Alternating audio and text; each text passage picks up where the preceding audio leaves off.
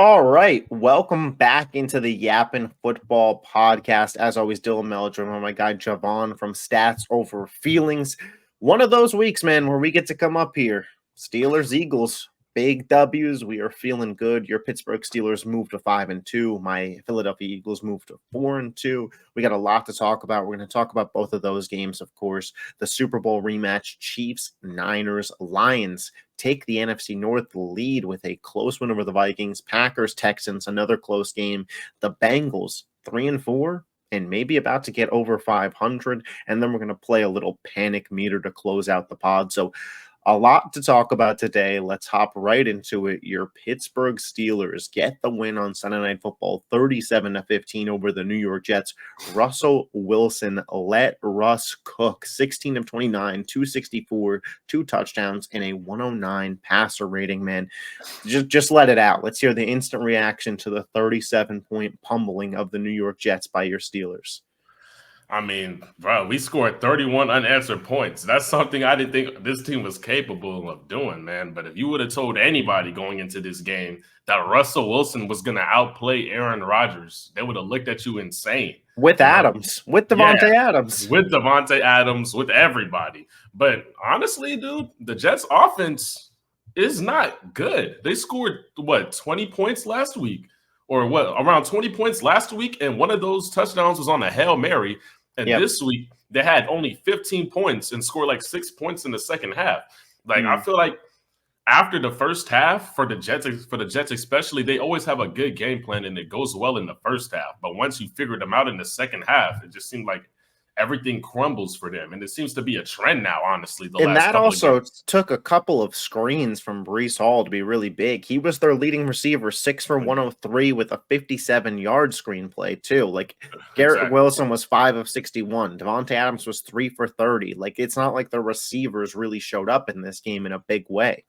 Yeah, it's like their best receiver was probably Allen Lazard, and you take away Breece Hall, and does he even throw for $160? Like, that's my thing. So Aaron Rodgers was looking very predictable.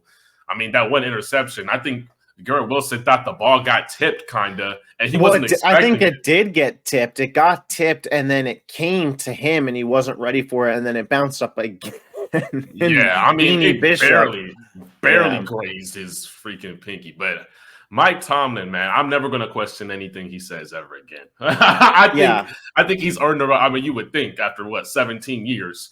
So I'll say this: after the first quarter, I was like, Russell Wilson's cooked. This guy stinks. He was missing some really, really easy throws, like in the flats, and I was like, uh-oh. And then second quarter on, Russ looked great, and this was the reason we talked about this. George Pickens, fantasy managers, fire him up with Russell Wilson in because they want to emphasize getting the ball down the field, and Russ let it fly. And I don't know if I've ever seen a team consistently come down with deep balls the way the Pittsburgh Steelers did last night. It felt like every shot that Russ took was a connection. Pickens had a 44-yarder. Freiermuth had that one-hand snag on the 30-yarder. Calvin Austin had a 36-yard catch. Like, they were pushing the ball down the field unlike anything we've seen, not just this season, but since 2021. That's the last time the Steelers scored this many freaking points. It was 2021. 100%, man. I really do wish that we could start getting like the little intermediate stuff across the middle going, because we haven't really gotten that going. There was a play to Van Jefferson or Calvin Austin across the middle that I was like, oh, look at that, middle of the field. I want to say it was Van Jefferson. I mean, I'm pretty sure he got a touchdown running across the middle too, that one touchdown he had. But Najee Harris, man, we're getting a run game going too. It's like I feel like we really played a complete game. And this team does play off of defense, because when the defense makes a play, that's when the game starts for us. That's what it feels like it's been all year. So, I mean, Beanie Bishop, man, who would have thought? I didn't know who the fuck he was before this game. I don't think anybody knew who he was before this game. But Chris Collinsworth did. He loved him. Yeah. He was so excited. That was great. Yeah. The game. And I don't want to bury the lead too much here. You didn't say it. I was going to give you the opportunity to say it. My take is the Steelers go in the Super Bowl.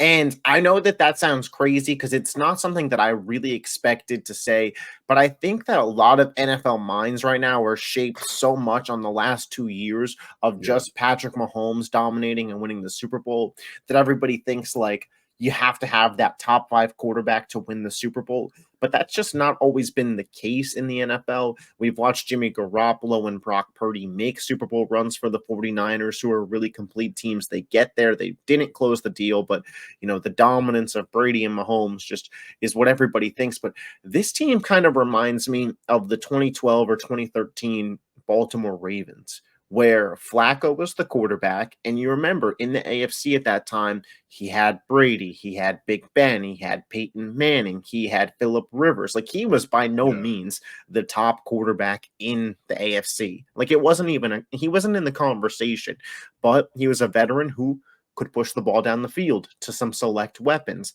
They had a good run game, and they went off of the strength of that defense. If the Steelers can continue to play like this, we've seen them give Baltimore trouble for years now, with or without a quarterback play. They could win this AFC North. The playoffs could potentially, in somewhat of a way, go through Pittsburgh. Maybe not all the way, but they could host some playoff games. And if you just get a 3-game stretch of this level of play from the offense, all of a sudden you're there. So I don't want to hear that it can't happen. Am I predicting that it's going to happen?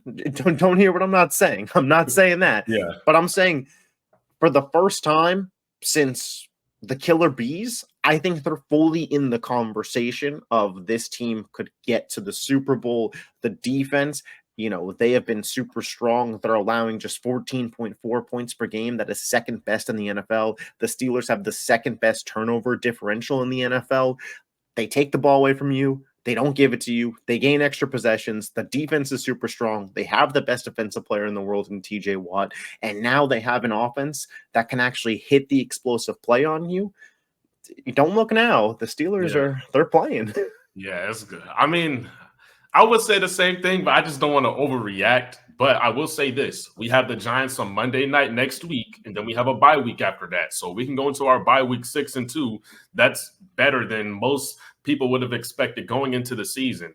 And everybody focuses on the talented rosters this year, man. This year is not a talented roster type of season. The best team on paper is probably not going to win, man. Even the Chiefs, they're scratching and clawing at wide receiver right now, and they're undefeated. So the best talented team right now is going to be the most disciplined team, the team that doesn't make the most mistakes, the team that's the best coach. Last night, the Steelers outcoached the Jets on all 3 phases of the game. So special teams, we got a black field goal called away when that definitely should not have been a flag called there. So I just feel like the fact that we have a top 5 head coach, the fact that we have a top 5 defense, if Najee Harris can keep playing the way he's playing the last 2 games, I think this team is going to be dangerous, man. Yeah, for sure. I completely agree. And, you talk about the game with the Giants. You could be 6-2 going into the bye week. And here's what follows: at Washington versus Baltimore, at Cleveland, at Cincinnati versus Cleveland, at Philly, at Baltimore versus the Kansas City Chiefs versus the Bengals. So we went into the year and we talked about that as a very brutal point in the schedule. Pittsburgh had to be successful early on. Let's just give them the win versus the Giants right now. No Andrew Thomas. We saw what the Eagles defensive line did. Prayers up for Daniel Jones or Drew Lock or whoever is the quarterback back there for that Steelers game. 6-2 going into the bye. I think they could beat Cleveland both times. So let's give them 2 wins post-bye. They're an 8-win team. They're probably going to split with Baltimore. They pretty much do every single year. 3 wins. Now they're a 9-win team. Cincinnati's defense, especially their run defense, not very strong. Let's give it a split. It's a 10-win team. Kansas City, Philadelphia, Washington. How many of those games do you win will determine from 10 to 13 wins, but I think the Steelers are a playoff lock. Yeah, I mean, we're 5-2 right now. I don't want to pencil in the Giants as a win because anything could happen, but I mean, it's looking like we're gonna be 6-2 going into our bye week. So even if we can go, even if we can split the back half of the schedule, if we can just split those games and go 500, I think we're gonna be a lock with 10 or 11 wins. So Honestly, I'm feeling pretty well about this. I want to see Russ do it again because everyone knew that the But Jets nothing defense was that going to Russ be. did last night was, oh my God, I can't believe Russ made that throw. Like nothing that I saw. Yeah, There was almost some mistakes that were like that. yeah, But that's what it was. like I said, the thing for me was it felt like Pittsburgh came down with every 50-50 ball, which George Pickens is a pretty good 50-50 ball receiver. Dude, So facts. it's like, is that repeatable? I mean, it's not going to happen every week, but I didn't see anything really offensively for Pittsburgh last night that I was like, they can't do that every week. I mean, yeah, that is true. It's just a slow start that kind of alarms me. And granted, he hasn't played in almost a year. So I'm going to cut him a little slack for having a really bad quarter. I mean, he was missing some backyard Well, it's football really easy to throws. cut him the slack too, especially when you Yeah. saw the following three quarters. Did you see Mike Tomlin? They in the post game interview or presser, I should say, they asked him. They were like, you were 4-2 and you made the switch from Justin to Russell, and that was met with some criticism. Like, do you have any thoughts on that now? And he's like, "There's a reason they pay me and they compensate me the way they do here." Yeah. I mean, that is true. And like that was like the most Tomlin victory lap ever. It wasn't like Yeah. in your face, but it was like, guys, how about, I've never had a losing season. Let's have a little bit of trust in me here. I mean, there was dudes saying that there was no one in the Steelers facility who agreed with that quarterback change. And for Russell Wilson to overcome the odds like the way he did, it showed Yeah. that he's really locked in this year. I mean, So, he was getting booed at the end of the third drive, like yeah. He by had his three. home fans. The And I'm first not saying that possession, he was playing good, but like they were pretty quick to turn on him. I mean, he was playing awful, and Justin Fields has everyone behind his back. He does it on every team he's on. He's like a fan favorite type of guy. Yeah. But when we marched on the field, get a field goal on a drive, I thought we probably should have scored a touchdown on, and then 3 or 4 straight 3-and-out drives. It was just brutal. It was like we weren't even gaining 3 or 4 yards some of them drives. So I mean, it looked pretty bad to start, but I think we're going to be good. Yeah, and we're going to talk about the Jets a little bit more in the panic meter section, but 2-5 now. Season might be over. Yeah. Let's talk about my Eagles. Philadelphia Eagles traveled to New York to MetLife to take on the Giants. They won 28-3. And you had texted me during this game, and you were like, you had said Jalen Hurts doesn't look great. And I was like, Jalen Hurts hasn't done anything. How could he look good? I said he looks mid. Yeah, and I was like, well, how could he look anything? He hasn't had to do a single thing in this game. He threw the ball 14 times in this game. Yeah, he did. And he had a 119.3 passer rating. Like, this was the Saquon Barkley show. 17 carries for 176 yards. The man averaged 10.4 yards per carry. You give the ball to Saquon, he's picking up a first down. He had a touchdown. He had multiple long runs, the long of 55 on the day. And it's not to say that this exact game is repeatable for the Eagles, but this is like what I've been banging the table on for weeks with this team. They are so talented, especially offensively, that there's no excuse for them not to control the game. They had the ball, time of possession, for 10 more minutes than the Giants in this game. And mind you, that is with both teams just emptying the bench and not really trying for the fourth quarter. If they had continued and had to try, Philly probably would have had the ball for 12 to 15 more minutes than the Giants in this game. They imposed their will. They ran the ball. They have a top 5 to top 10 offensive line, a top 5 running back. And when you need to pick your spots, you have the great weapons in the passing game. Yeah. That 4th and 3, when the Eagles had only scored the 1 touchdown and they decided, let's go for it. And Jalen Hurts getting pressured by sack numbers, the best defensive line in the NFL for the Giants, gets pressure in his face off his back foot. That is a 40-yard rainbow in the breadbasket of A.J. Brown. That is one of the better throws you'll see all season. And it came a timely play. Yeah. That's all this Eagles team needs to be. And then the defense really showed up. 8 sacks in the last 2 weeks. They have more sacks than points allowed as a defense, 13-12. They haven't given up a touchdown post-bye week. Quinyon Mitchell's looking like a top 10 corner in football. It's hard to not be excited as an Eagles fan, but it's also the Browns and the Giants. I mean, that is true. I was, when you guys had got Mitchell, I'm like, man, I wish they would have found a way to get Terry and Arnold instead. But honestly, Arnold these past couple of weeks he's been going through his Ricky blues, honestly, and Mitchell seems to not be missing any action at all for the Eagles. And that defense, I mean, granted, you guys did play the Giants, but it looked impressive, man. You guys are starting to come around. I just want that one game where I look at Jalen Hurts and I'm like, okay, he's back. That's what I'm looking for. I think it could be next week. Because Cincinnati, they place the Bengals next week. Yeah. And the Bengals offense might put enough pressure on the Eagles that they have to throw the ball. This was never going to be the game. I mean, the Bengals can't stop the run either. So I know. Same thing happen. So my point being, though, Joe Burrow, Jamar Chase, T. Higgins, I'd imagine they'll get something done on this Eagles secondary. This will probably be the game that the Eagles give up their first touchdown since the bye week. That's my guess there. Good guess. But Jalen's going to have to throw the ball a little bit. I mean, the Eagles dominated a game in which Devonta Smith had one catch for -2 yards. Yeah, that was crazy. I had him on my parlay. This was just a game where the Eagles just had to take care of business. Yeah. And again, I don't want to sit here and say how impressive these wins are, but this is what a good to great team does. They dominate bad competition.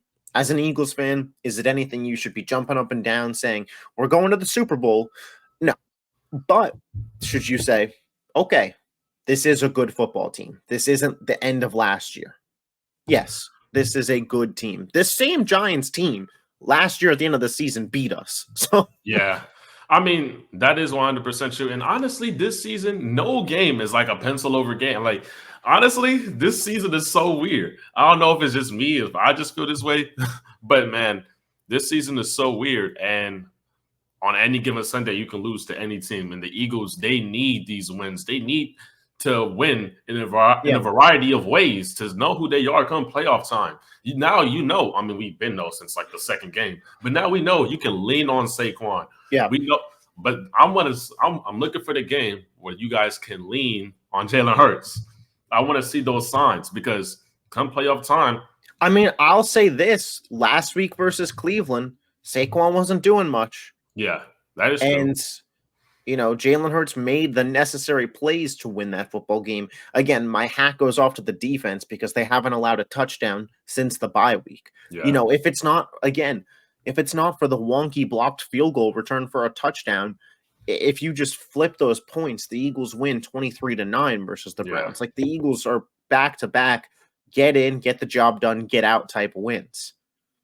Yeah. And if everybody that's an Eagles fan thinks back to the 2022 season, and I don't know what it is with their Mandela effect false memories, they think we were just blowing teams out. Go back and look at the Eagles in 2022. They had a couple blowout wins, but there was a lot of close games too. They won close against the Colts. I think they had a close game with the Giants. They lost to the Commanders, and mind you, that was like Ryan Fitzpatrick on the Commanders, not Jaden Daniels the way you look at them now. Like, it's not like 2022 was just, oh my God, this is the greatest team to ever exist. Like they were winning close games. I think the difference was that defense, bruh. Like you guys had the most sacks in the season. And this season, they came out really, really slow. Yeah. But in the last two games, they've shown an ability to start being able to get pressure.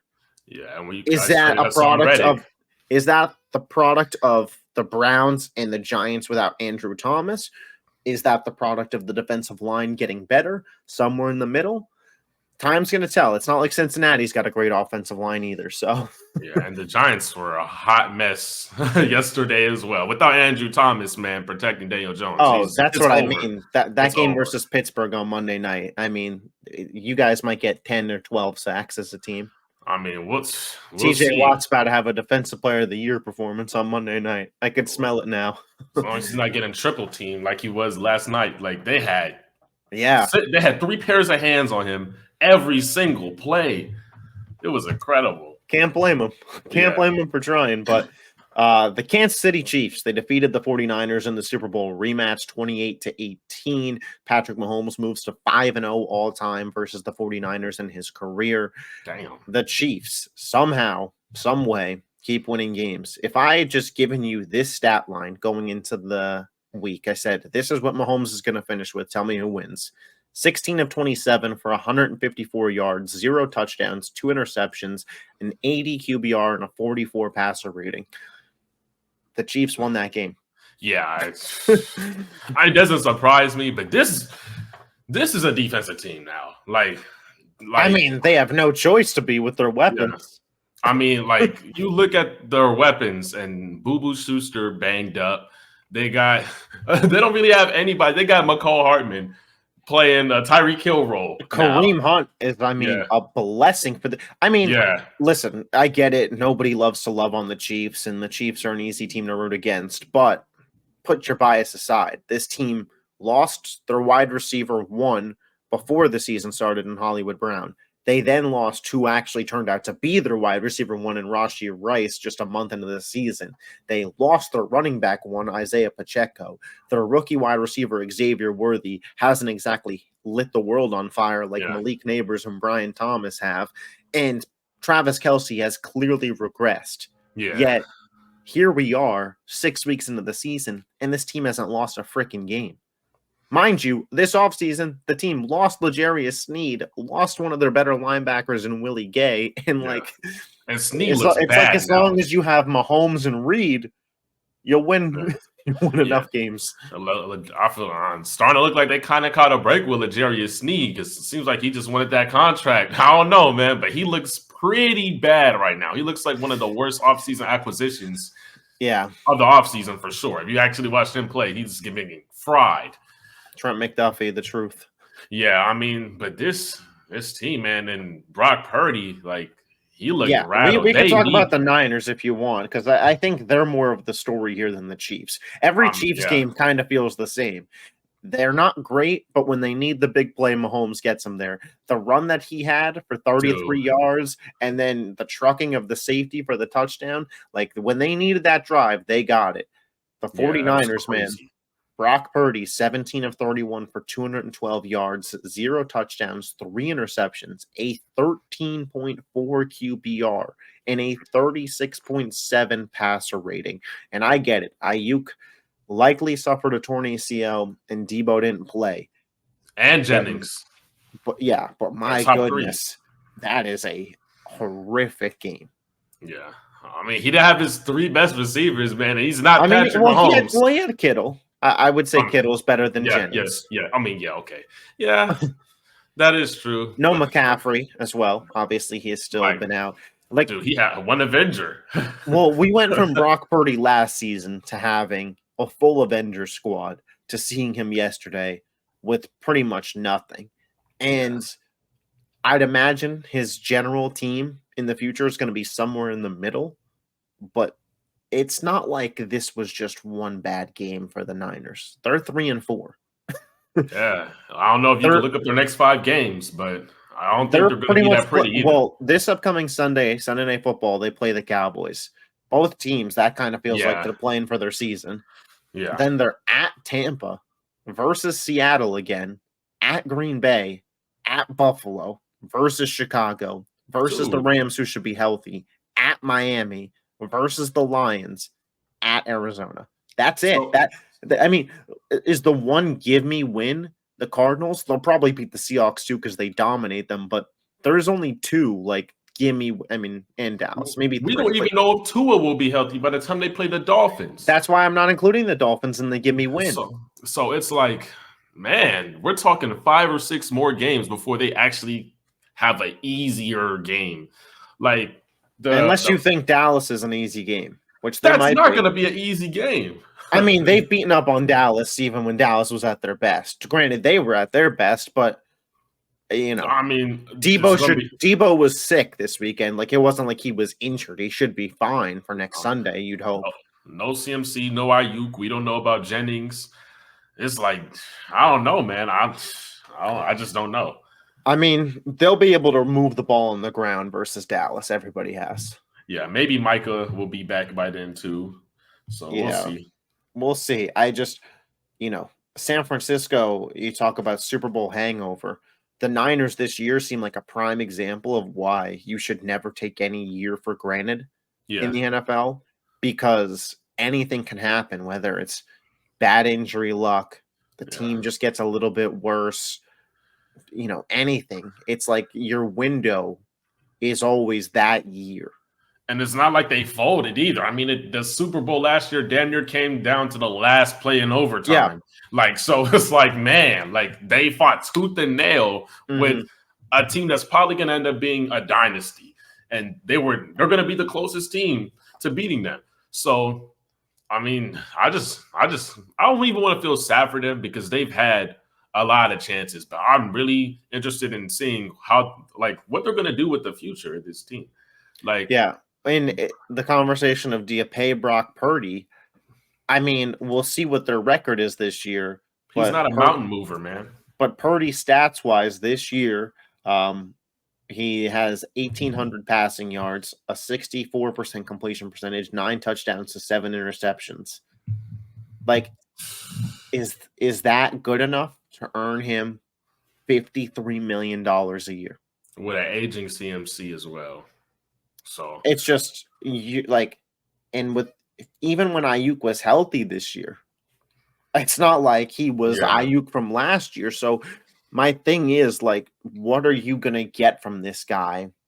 Is this going to be a Trevor Lawrence situation where they pay him because they feel like they had to, and then next year without, depending on where CMC's at, but they could start off even worse next year. But the thing is, man, this is a situation where you don't have to pay him quickly. It's different. Well, he's got to get paid this offseason. I mean, yeah, but it's different if you're the Cowboys and you wanted to wait. You knew you were going to pay Dak, man. I don't think anyone really thought Dak wasn't going to be a Cowboy. If you really dig deep, nobody really thought that. But if you're the Ravens waited to pay Lamar Jackson. Okay, they waited to pay Lamar Jackson till the last second, and it's just so confusing when you pay quarterbacks so early, Trevor Lawrence or Daniel Jones, but they didn't do nothing really to. And the thing with the Niners is too, they've shown an ability to win with and without amazing quarterback play. Exactly. That if Brock's not going to be a needle mover for you, you could just kind of find the next guy. But exactly. We'll see how that all transpires. The Chiefs undefeated, the Niners below 500 after 7 weeks. You think it's on a board they missed the playoffs? Oh, yeah. Okay, yeah. I mean, the Rams got to win this week. Seattle's ahead of them in the division. The DK Metcalf injury is expected to be minor despite him leaving on a cart. So, thank goodness there. Yeah. But that NFC West isn't. If I had to still bet, I would bet that the Niners win it, but it's not like it's a gimme division. And then I only think one team out of that division is going to make the playoffs because you have Washington and Philly, 5-2 and 4-2 in the NFC East, with, I believe, top 10 easiest schedules remaining in the NFL. You have the NFC North with Detroit, Minnesota, Green Bay, Chicago, all great teams at this point. 5-1, 5-1, 5-2, 4-2. You have the NFC South with Atlanta and Tampa Bay. They're in a similar spot to the NFC West, so maybe one of those two divisions gets 2 playoff teams, but I can honestly see it being NFC West 1, NFC South 2, NFC North 3, and NFC East 2, and there's your playoffs. Yeah. So I don't know. And I also want to take a moment to acknowledge that when I predicted the Kansas City Chiefs to go undefeated back when Hollywood Brown, Pacheco, and Rashee Rice were all healthy, everyone laughed at me. Yeah. And right now they're undefeated without those guys. We'll see. Incredible. We'll see where they end up. But if this team finishes with 13 or 14 wins, I'm taking my victory lap on that undefeated prediction with those guys. That would be an incredible prediction, especially with all the trials and tribulations that they've been through this season. Yeah. I mean, even Greg Jennings on First Things First, he predicted before the season started that the Niners would miss the playoffs, and everybody looked at him insane. Yeah, and the NFL is a beast, that's for sure. we had a great NFC North matchup between the Detroit Lions and the Minnesota Vikings. The Lions walk away with the win, 31-29. Jared Goff, man. I mean, welcome to the MVP conversation, my friend. This Brian Flores defense has been cooking quarterbacks, not just cooking quarterbacks, cooking good quarterbacks. Jordan Love threw 4 interceptions. CJ Stroud with Nico Collins didn't look good. Brock Purdy had one of his bad games. Like, these are good quarterbacks. Jared Goff went into Minnesota where they can get loud against that defense, 22 of 25 for 280 yards, 2 touchdowns, 0 interceptions, and a 140 passer rating. The Detroit Lions over their last 3 games have more touchdowns than incomplete passes. Dude, he's been throwing absolute heaters, bro. Like, he's the most underrated quarterback in football now. Yeah. I don't think there's no denying it. This offense, and I said last week, I don't see anybody being able to stop this offense, dude. David Montgomery went out. He got banged up earlier in the game. They didn't miss a beat. Jahmyr Gibbs took over like nothing. Popped up with Jahmyr Gibbs with yard. 45-yard touchdown run was disgusting. The juke he had 15 carries, 116 yards, 2 tubs. Dude, how do you guard Amon-Ra St. Brown? You got Gibbs and Montgomery in the backfield at the same time. Jameson Williams did nothing in this game. 1 catch for -4 yards, and they still put up 31. And Montgomery had a bad game. Still 31. It's incredible, man. And you just look at this draft that they had last year. You got Jack Campbell, Brian Branch, Laporta, Gibbs. Like, all of these guys are really balling right now. These are starters who are really good players for this. That's they the best been draft. One of the best drafting teams the last couple of years. That one draft they had, in the same draft, they had Gibbs, Laporta, Campbell, and Brian Branch. Exactly.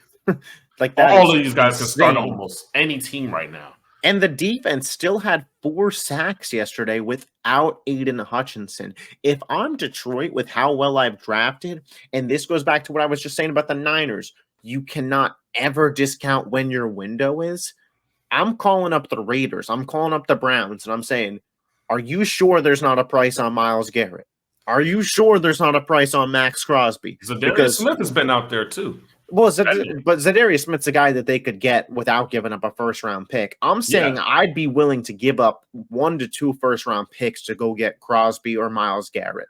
That's how, because they're that good, though. They're right now, they're the NFC Super Bowl favorites before that acquisition.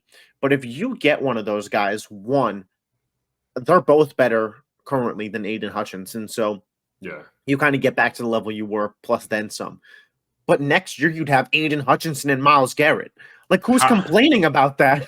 Dude, how good is your future going to be? You got all these guys on rookie deals. Your window, you could have won a Super Bowl last year. Who knows? So last year, if you guys, had a little bit more coaching discipline, go for it when you're not supposed to. Just, this year, he's not going to make the same mistake. And they're clearly going after it this year. They are not. They're trying to embarrass people. If they played the Chiefs in the Super Bowl right now, I don't know if Kansas City can score enough points. And not even that. Like, the moment Patrick Mahomes makes a mistake, they're gonna make you pay with that run. Even with the Chiefs' defense being good, the Lions are probably good for 3 to 4 touchdowns in that game. It's the Chiefs and it's Mahomes. But can you really depend on them to keep pace offensively with Detroit? Not as currently constructed, man. I'll tell you that. They need Pacheco back stat. They're going to make a trade. There's no way I see this team not making a trade for somebody competent. They'll end up with, a Tyler Lockett type receiver. Yeah, they got to. And there's a couple other teams that it feels like, okay, if you want to take your team serious, you got to make some calls. But the Lions are, I think their offense, like I said, best offense in the NFL instead of last week. So with the Minnesota Vikings, did this loss make you feel any way about them? Or do you just think this was a battle between 2 great NFC teams and the Vikings lost this one? Yeah, I think I didn't learn that they played a good game. Aaron Jones I mean, was pretty Darnold good. was 22 of 27. Yeah, He only had the one touchdown pass, but a 103 passer rating. It's not like he had a bad day. Aaron Jones had 93 yards on the ground. Jefferson 7 for 81 and a touchdown. Addison 3 for 66. Nailers 4 for 76. This team is still getting TJ Hawkinson back in the future as well. yeah. I thought he was gonna play this week, but They had 4 sacks in this game. They didn't get any interception. The Lions offense is so good that it's so hard to steal possessions from them. this is And just a game where somebody had to win. and also at the end of the game, the Lions just kind of had the ball last. Yeah, Like they kicked the field goal, and yeah, the Vikings did get to midfield. yeah. You put 10 more seconds on that clock, could be talking about a 32 to 31 victory for the Vikings. I think that this is the cream of the crop in the NFC right now. These are the two best teams. Yeah, We just watched a potential NFC championship preview, and this is a huge win for the Lions in terms of getting that 1 seed potentially, because this division is going to beat the crap out of each other, but getting that win over Minnesota, and Minnesota has the win over Green Bay. So it's going to, and Chicago still come. This is going to be one of these NFC North teams is probably going to miss the playoffs because Washington and Philly are just going to get so healthy off of their schedule that I think that they both make it. But this is an insane division. Yeah, facts. And the Packers, speaking of that insane division, they get a win over the Houston Texans 24-22 on a walk-off field goal. Jordan Love, don't tell me the gunslinger quarterback is dead. 24 of 33 for 220 yards, 3 touchdowns, 2 interceptions. Dude, he played exactly how you predicted it last week. You know that they just won. Jordan Love, I don't know. This is more of a soft launch of this take. I can't stand the way he plays. I would hate it if I was a Packers fan. I don't know if I want to say he's the most overrated quarterback in the NFL because that feels like a little bridge too far. But I was listening to Coward and Middlecoff do their Week 7 recap, and Coward just threw out there and said, "Yeah, Jordan Love's better than CJ Stroud, no doubt about it." And I was like, "Whoa, time out! Whoa, what are we talking about there?" Yeah. Because Jordan Love, like I said, he's fun. He's great. But he's going to give the other team extra possessions. I mean, the Texans just couldn't capitalize on them because of how good the Packers defense was. CJ Stroud, 10 of 21 for 86 yards and no touchdowns and a 58 passer rating and a 22 QBR. That was the worst game of CJ Stroud's career. Yeah. And they almost won. Jordan Love is Brett Favre, bro. I can't think of a better comparison. He can make the greatest throw you've ever seen off his back foot, and you're like, yo, how? Not too many people on this planet can make that throw. And then the very next possession, throw the ball into triple coverage, and you're like, what are you thinking? This Brett Favre, man. I ain't gonna lie, they got Brett Favre 2.0 over there. Yeah, it is certainly something like that. But the Packers got the win. Spread the ball around. Romeo Doubs, 8 for 94. Wicks, 3 for 48 and a touchdown. Kraft, 3 for 33 and a touchdown. Josh Jacobs has his first ever receiving touchdown. The defense, they recovered a fumble. They did really solid. 4 sacks in this game. The Packers are a legit team. To me, it feels like it's Detroit, Minnesota, Green Bay, Chicago. But sounds about right. The people will say that the Packers are up there. I just think that the offenses of Detroit and Minnesota are much more efficient and much more of a well-oiled machine than Jordan Love out there. And maybe he'll settle it down. He did in the second half of last year, but this was a huge win for Green Bay. We mentioned this going into the week, but every game for these NFC North teams is must win because you slip up, the other 3 teams are ready to pass you by. Yeah, and 2 weeks go by, and you're in first place, and now you're in last, and you're like, what in the world just happened? The Packers going into this week at 4-2 were in last in their division. And now the Bears are in last in their division because they had a bye week. Yeah, I mean, it's going to be like that for at least up until week 13. Then someone's going to drop off. I mean, So eventually these teams are going to start playing each other towards the end of the year, and yeah, whoever has the worst record in this division is probably the team to miss the playoffs. yeah, and they're not all going to split the games with each other either. So someone's going to take a step back. But like you said, I think honestly it might be the Bears that end up in last place. Who knows if they make the playoffs or not? The Bears are the easy one to pick because they have the rookie quarterback. They have the worst head coach in the division. Like, there's a lot of signs pointing to Chicago being the team. I will say this.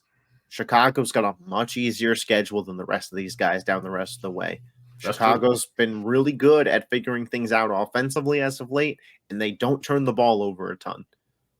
So, in terms of are they better than the Packers? I don't think so. But could they get in over the Packers because of the division or like the schedule differences? I think that's certainly possible. Both of these teams, and this is going to be my topic for tomorrow's 1st and 30, because we've talked about it at length and I want to give it a full video, but both of these teams this offseason invested in the running back position. Josh Jacobs, 12 for 76 and had the receiving touchdown. Joe Mixon, 25 for 115 and had 2 touchdowns and kept Houston's offense afloat. We talked about Saquon Barkley earlier, what he's doing for Philly. Derrick Henry plays tonight. Teams that invested in the running back and the run game are seeing a lot of success this year. I mean, you look at Aaron Jones as well. Aaron Jones in Minnesota. You look at Detroit. They didn't invest this year, but they've been invested in the run game. First round run games are carrying NFL offenses this year because this Texans game yesterday, offensively versus a defense, not the full game, but when their offense was on the field, it reminded me of the divisional round versus Baltimore, where without Nico Collins in this case, they didn't have enough weapons to move the ball through the air. But Joe Mixon and his play made it so the Texans only lost this game by 2 points. Yeah, I mean, who knows how bad it could have gotten if he wasn't on the roster. I don't want to say if they had Nico Collins, they would have won because it would have been a completely different game. But if you're the Texans, I feel like you leave this game thinking our quarterback, who is an emerging star, just played the worst game of his career. We are down our wide receiver 1. Green Bay is a potential Super Bowl contender, and we lost that game by 2 points. Yeah. I don't think Texans fans should be beating themselves up today. And one thing nobody's been talking about, Stephon Diggs versus Jair Alexander. Dude, Alexander has his number, bruh. And like the 5 games Diggs has played against the Packers, I think he's averaging like 35 yards. Yeah, he had 5 for 23 yesterday. Yeah, like he gets that. That's honestly something. If these two meet in the Super Bowl, I know which matchup I'm going to take. I mean, if these two meet in the Super Bowl, it'll be Nico Collins versus Jair Alexander. Hopefully. I would imagine if the Texans make the Super Bowl, they're healthy. Yeah. We want to talk a little bit here about the Bengals, and it's not about their win over the Browns. It's cool. It's whatever. But this Bengals team now is 3-4. The Browns they're out. They're out of the AFC North. They're out of the playoffs. Don't even factor them in.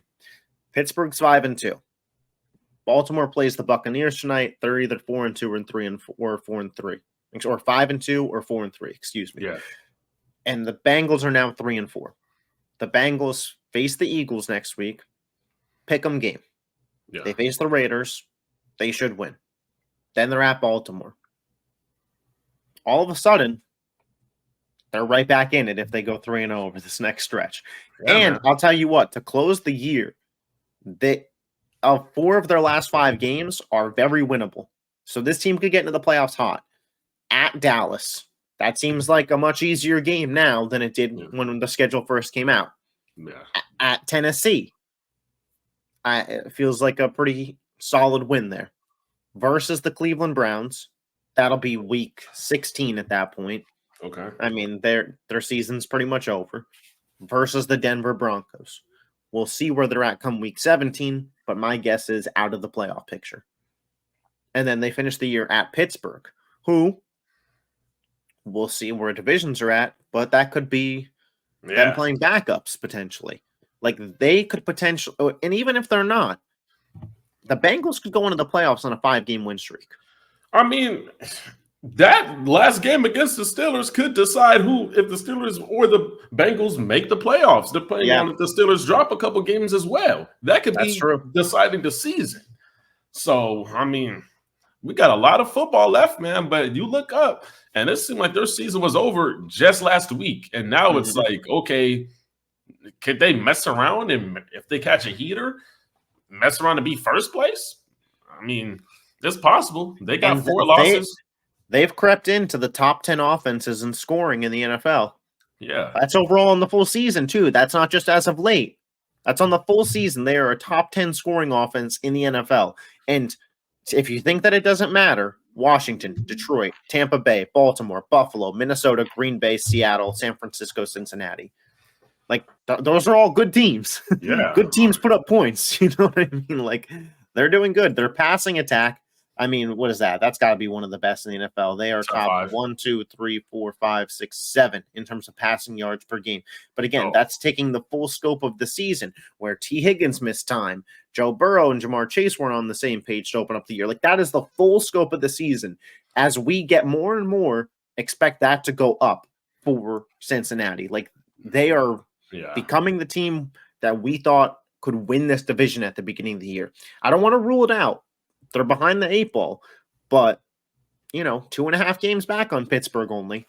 And they have Chase Brown starting at running back right now. If I'm the Bengals, if I want to save this season and maximize this year with T. Higgins, can we get a running back? Hello, New Orleans. Is Alvin Kamara available? Yeah, exactly. You make a call. I mean, honestly, I think that might be more important than. Hello, Jacksonville. Is Travis Etienne available on his rookie contract? Yeah. And Bigsby's been balling out there. They may be looking to move off Etienne anyway. But I'm just saying, those are upgrades that could be the difference between the Bengals being a one-and-done playoff team and all of a sudden they're in the AFC Championship. Yeah. Having a real run game, especially in those cold weather months. Yeah, I mean, Kamara, he's on a pretty decent deal as well. That would be amazing. Is there the money thing would be really tough for Cincinnati. That's the only reason I don't think that it happens. Let's see. It would really only be for this season, right? I mean, they could renegotiate. They could renegotiate the contract. So that's the thing with the NFL. The contracts are so wonky that you never want to say like anything is or isn't. Listen, if the Cardinals fall off, they drafted Trey Benson, James Conner. Like, if he's healthy, that's a great guy for them to go get. Carolina says that Miles Sanders is on the block. What's Miles Sanders worth to you? I don't know. But he was the lead back for the Eagles on their Super Bowl run. Exactly. So it's not like he can't perform. Cincinnati, though, 3-4.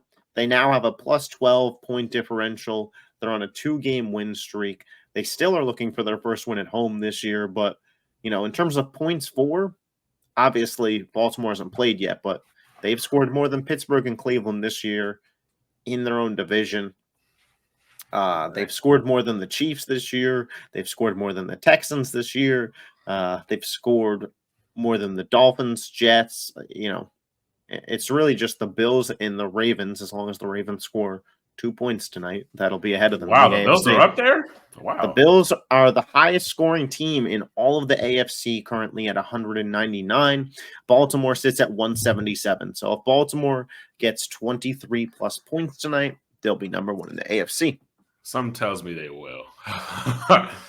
We will see. But I want to close out this episode playing a little panic meter. How panicked are we on these NFL teams after either a loss or just in general? I want to start with the Houston Texans coming off of the loss versus the Packers. On a scale of 1 to 10, how panicked are you on them? 2. I'm not worried at all. As long as Joe Mixon is healthy. So for me, it's as long as Nico Collins and Joe Mixon are healthy. That's where I'm at 2. You need both of those guys out there, but when they're both out there, I think you're an elite offense. I think the defense is strong enough, and this is a team that I do think can get to the Super Bowl this year. Their window's really open for the next 3 to 4, but with the AFC being a little wonky, Kansas City kind of on a down year, do you trust Buffalo? The AFC North beating up on each other. Like, this could be Houston's year to go get a 1 seed potentially. I know Kansas City's 6-0, but it's not like they've played 6-0 level football. They just have Patrick Mahomes and Andy Reid, which is good enough. But, I definitely need to see Houston with their weapons out there. The New York Jets with Rodgers and Davante Adams, and that whole crew is now 2-5, a worse record than the Miami Dolphins.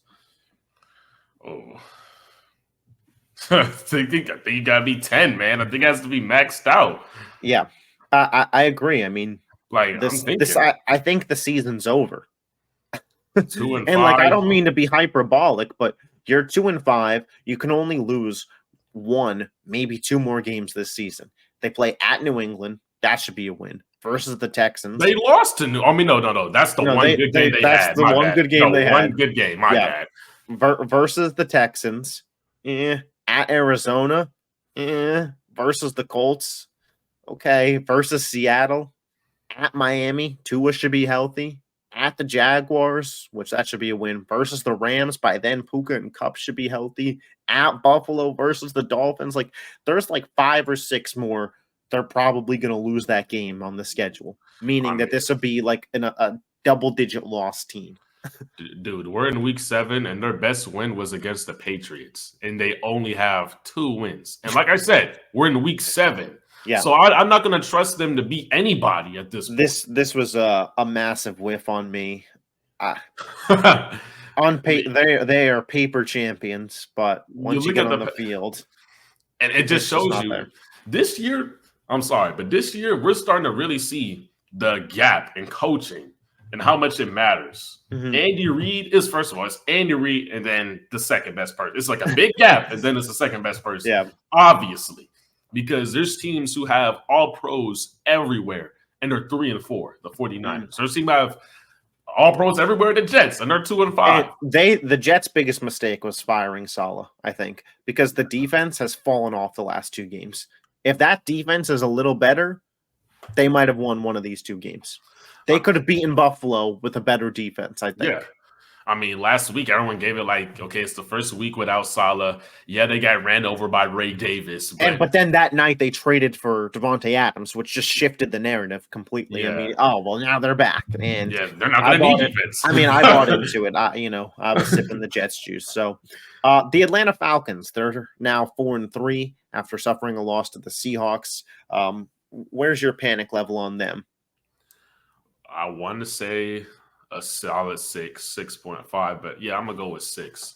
Like, Bijan has been yesterday he played very well, but this season, man, like he hasn't been amazing like everyone expected. He was supposed to become a top 5 back this year. Mm-hmm. And I get it, they're passing. You got Kirk Cousins throwing for 500 yards just a couple weeks ago. This is a pass-oriented team, but like I feel like this team is gonna go as far as he takes them. Because we've seen that defense is pretty good. The Atlanta defense is pretty solid.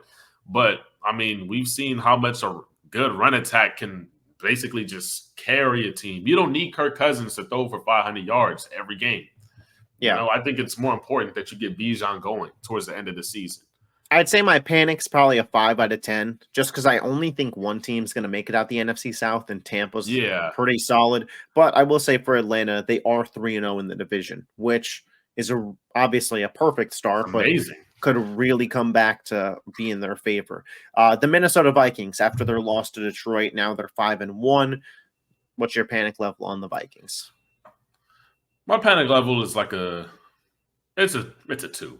The run game was there, and Darnold didn't lose you the game by any means. Yeah. So, I mean, your defense is still pretty solid. So, like, you just got, you just got beat. Someone had to win the game, and they had the ball last. The offense is basically unstoppable, but your defense held up for most of the game.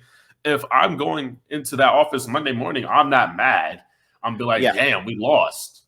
I would say my panic level is at a 1 out of 10. There's always still, I think, like, just a little bit of fear that Sam Darnold's going to turn into a pumpkin and be the worst quarterback in this division. But like, you're 5-1. Darnold didn't lose you the game. You still were able to run the ball. Like you said, like, it just came down to who had the ball last. And on this day, it was Detroit. The Miami Dolphins, they are 2-4 now. They are, what is this? I guess the Bills are 5-2, so they're 2.5 games back in the division.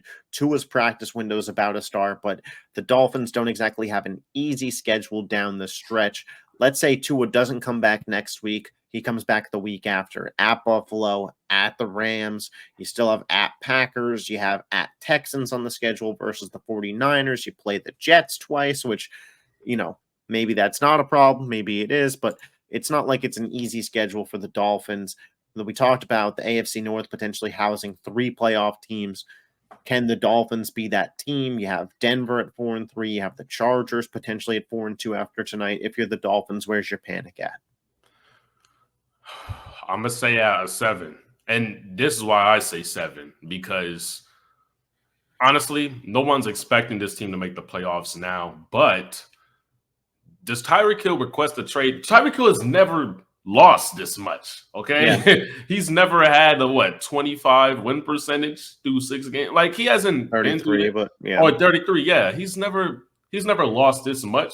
6 losses in a season. He's not gonna know what that feels like for the most part, besides when he was with Alex Smith his first year or two. But like, if you lose Tyreek Hill, all of a sudden now, with a couple of injuries, your team could be the worst team in football.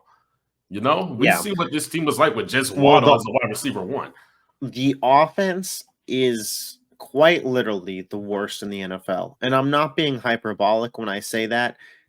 They have scored the least amount of points in the NFL at 70 through 6 weeks. The only other teams that have scored below 100 points per game, or 100 points so far this season, are the New York Giants, the New England Patriots, and the Chargers, who play football tonight. So if they score 9 or more points, they'll be up out of there. Like, that is the level offense you were at. You were a bottom-dwelling team, and it is really disgustingly bad. Like, the Patriots have outscored you by 29 points this season. I mean, hey, this is on the GM, because all offseason, you've seen so many teams prioritize. And you knew Tua was 1 concussion away from being out for a month plus. Yeah, you knew that.